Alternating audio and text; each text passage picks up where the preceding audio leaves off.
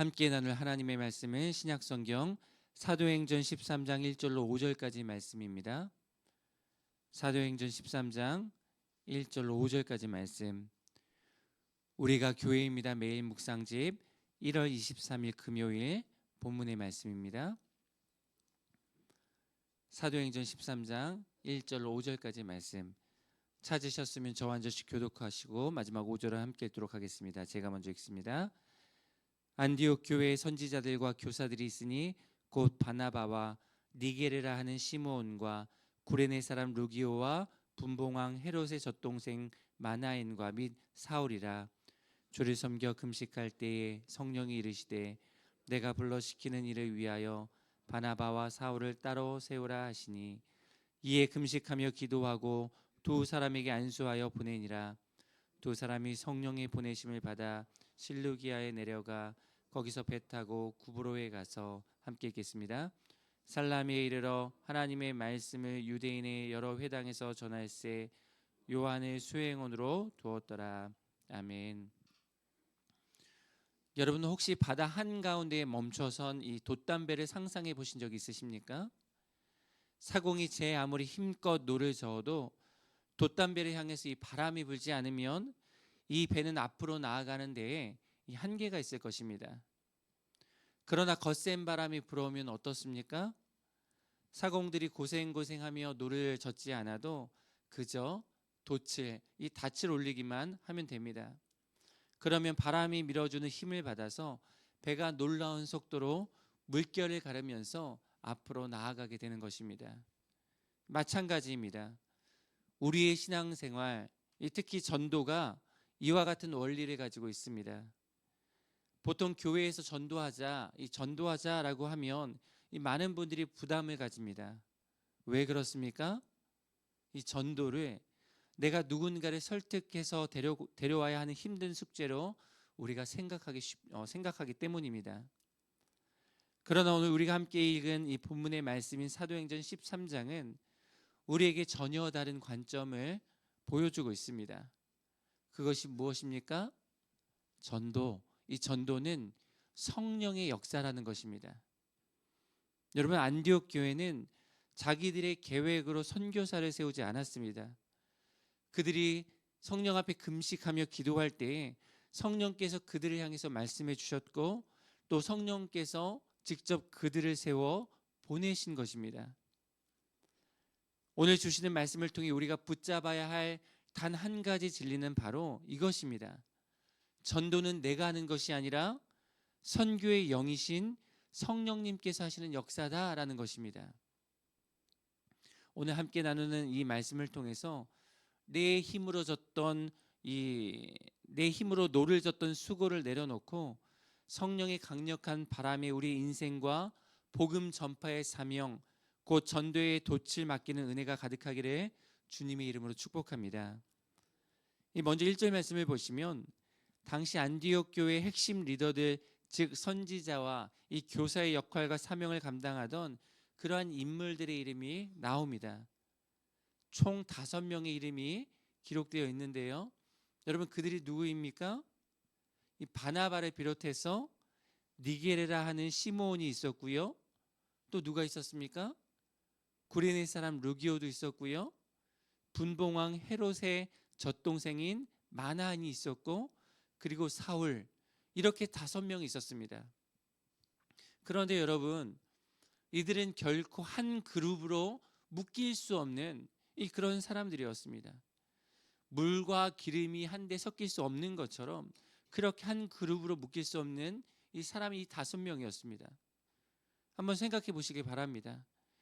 여러분, 바나바는요 유대인이긴 했지만 유대 본토 출신이 아니었습니다. 그의 고향은 구브로라는 이름의 섬이었습니다. 게다가 니게르라 하는 시므온은요 아프리카 출신의 흑인이었습니다. 그리고 구레네 사람 루기오는 이 출신 지역을 제외하고는 아무것도 알려진 바가 없는 그저 평범한 인물이었습니다. 그런데 분봉왕 헤롯의 젖동생 마나에는 어떠합니까? 여기서 젖동생, 이 젖동생이라는 이 말은 같은 젖을 먹고 자란 사람을 뜻합니다. 여러분, 이 마나엔이 분봉왕이었던 헤롯의 젖동생이었다면 마나엔 그 역시 왕족이거나 또는 최고 귀족 출신임이 여러분 틀림없습니다. 그리고 마지막 사울, 이 사울은 정통 유대인이었고 이 바리새파 출신이었습니다. 주님의 말씀을 짓밟고 주님을 믿는 성도들의 잡아들이던 그런 폭군이었습니다. 여러분, 이 당시에는요, 인종차별이 상당히 심했습니다. 이 계층 간의 갈등도 오늘과 비교할 수 없을 만큼 심각했습니다. 그런데 안디옥 교회는 성령 안에서 국적과 신분과 지역과 계층과 인종과 사상을 초월하여 한 지체를 이루었던 것입니다. 사랑하는 성도 여러분, 성령 하나님은요, 연합의 영이십니다. 우리를 하나 되게 하시는 하나님의 영이십니다. 비록 우리의 모습은 다 다르고 우리의 출신과 배경과 생각이 다 다르지만 그리스도 안에서 우리를 하나로 묶어주시는 화해의 영이십니다. 그러므로 이미 우리를 하나 되게 하시고 연합케 하신 성령 하나님 안에서 서로의 다름을 인정하며 연합과 일치와 하나됨을 이루어 나아갈 수 있는 우리 되기를 귀한 성도님들 다 되시기를 간절히 소망합니다. 그렇게 성령 안에서 하나가 되고 연합하여 주를 섬기며 금식할 때에 이 안디옥 교회 안에 성령님의 음성이 들려왔습니다. 내가 불러 시키는 일을 위해서 바나바와 사울을 따로 세우라는 그런 성령 하나님의 명령이 있었던 것입니다. 곧 선교를 위해서 이 안디옥 교회의 핵심적인 리더 두 사람을 따로 세워라라고 이 성령께서 말씀하신 것입니다. 여러분, 이를 통해서 우리가 알 수 있는 것은 무엇입니까? 전도는, 선교는 여러 사람이 모여서 머리를 맞대고 인간적인 생각을 나누는 그런 회의에서 시작되는 것이 아니라 주님 앞에 엎드리는 기도를 통해서 전도가 시작되고 선교가 시작된다라는 사실입니다. 여러분, 왜 그렇습니까? 전도는 사람의 일이 아니라 하나님의 일이기 때문입니다. 전도와 선교의 주권이 바로 하나님께 있기 때문입니다. 그러므로 여러분, 복음 전파를 위해, 전도와 선교를 위해 우리가 가장 먼저 성령 안에 엎드려 기도해야 하는 줄 꼭 믿으시길 바랍니다. 영혼 구원을 위해서 우리의 작은 골방에서 무릎으로 나아가야 합니다.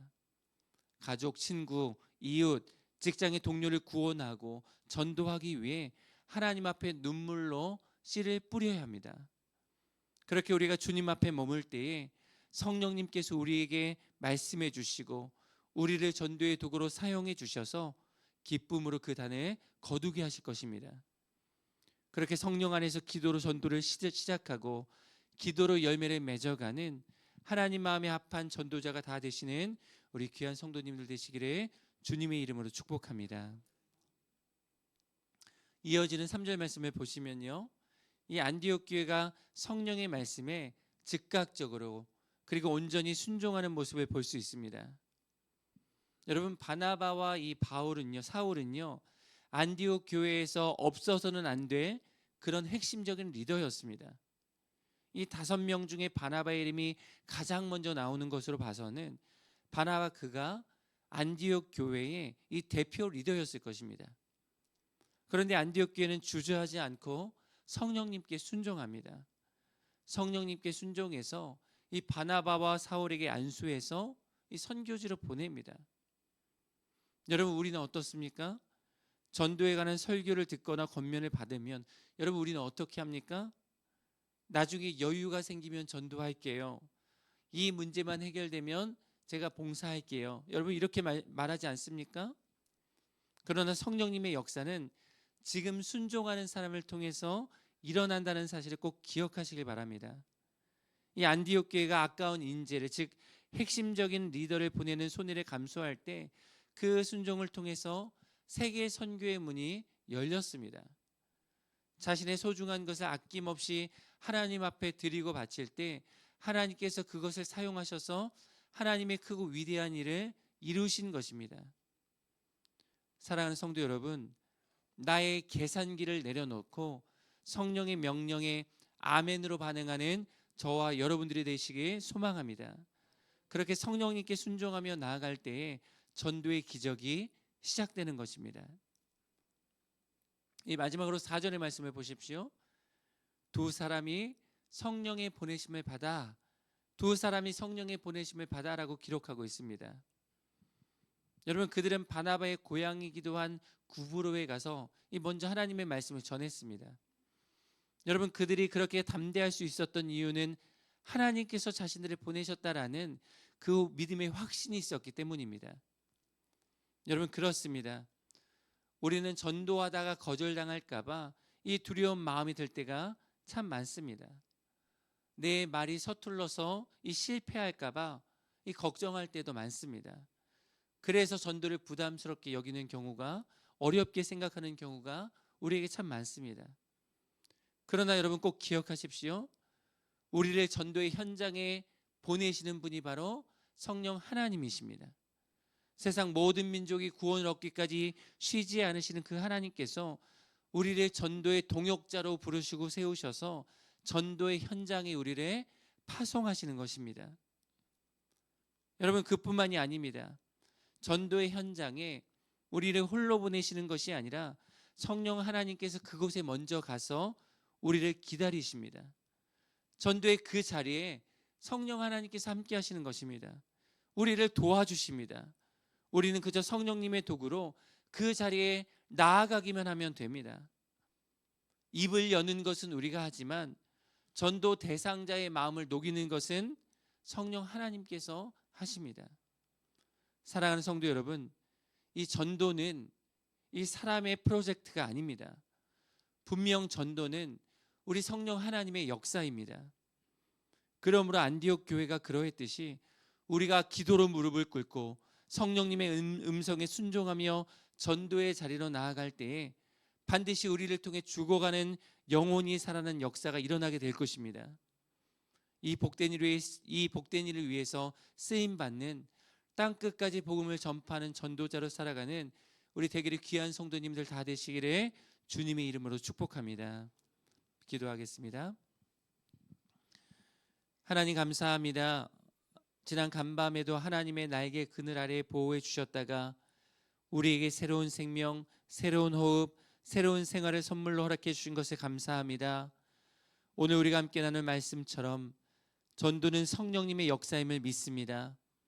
그러므로 우리가 날마다 연합케 하시고 하나 되게 하신 성령님의 역사 아래에서 하나님 나라의 확장을 위해 함께 기도하게 하시고 주님을 섬겨갈 수 있도록 인도하여 주시옵소서. 특히 아직도 예수님을 만나지 못한 우리의 가족들이 있습니까? 친구들이 있습니까? 이웃들과 직장의 동료들이 있습니까?